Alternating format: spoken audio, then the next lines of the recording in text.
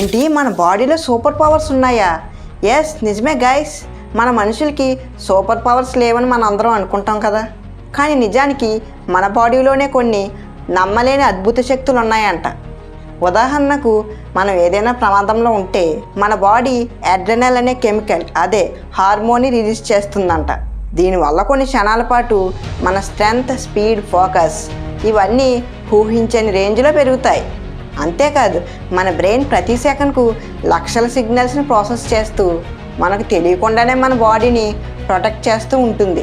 ఇంకా ఆశ్చర్యకరమైన విషయం ఏమిటంటే మన బాడీలోని సెల్స్ ప్రతిరోజు తామును తాము రిపేర్ చేసుకుంటూ ఉంటాయి.